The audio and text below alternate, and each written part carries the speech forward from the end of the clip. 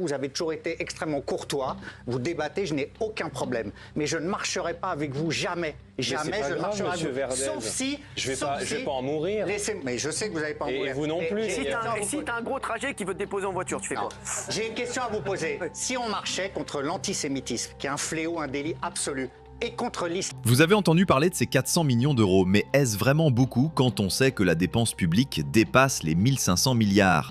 Les négociations avec les socialistes, elles n'ont rien donné, absolument rien d'important. Et pourtant, cette remise en cause de la loi sur les retraites, votée en 2023, semble se transformer en un simple prétexte pour détourner l'attention. Dans cette vidéo, on va en parler en détail et démystifier tout ça. Restez bien avec nous. L'islamophobie, qui est un fléau absolu. Est-ce que vous marcheriez avec moi? Combien de morts de l'islamophobie en France depuis 10 ans?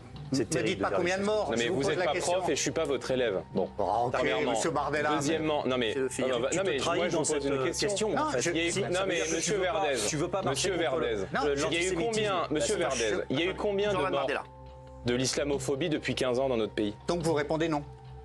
Non mais je vous pose une question. Ah oui, mais moi je vous en ai posé une, vous me répondez pas, monsieur Bardella. Non mais parce que j'ai pas forcément envie de répondre à vous poser. Mais j'aimerais comprendre votre question. Combien de morts sous les balles et les lames du fondamentalisme islamiste depuis plus de 10 ans, depuis 2012? Combien de morts de l'islamophobie dans notre société? L'islamophobie, ça sert à mettre des cibles et des fatwas sur la tête de ceux qui dénoncent aujourd'hui les territoires conquis par l'islamisme, sur la tête de journalistes la haine des musulmans, qui ont le courage. On est d'accord.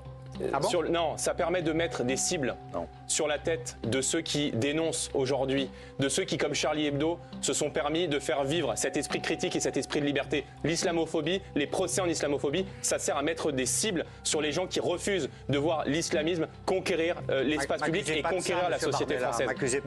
Donc, mais je ne vous accuse de rien, monsieur Verdez. Je vous pose une question, vous ne me répondez pas. Combien de morts de l'islamophobie en France?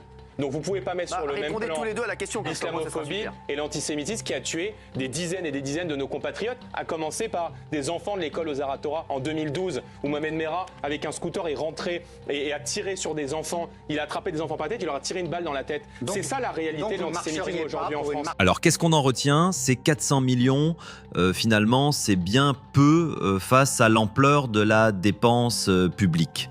Et malgré des mois de négociations, les socialistes n'ont rien obtenu de concret. C'est une promesse sur papier, une remise en cause de la loi sur les retraites qui reste floue et sans réelles conséquences.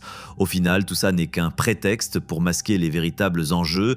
Mais est-ce que ça suffira à changer les choses? À vous de juger. Merci d'avoir suivi et n'oubliez pas de vous abonner pour plus de débats.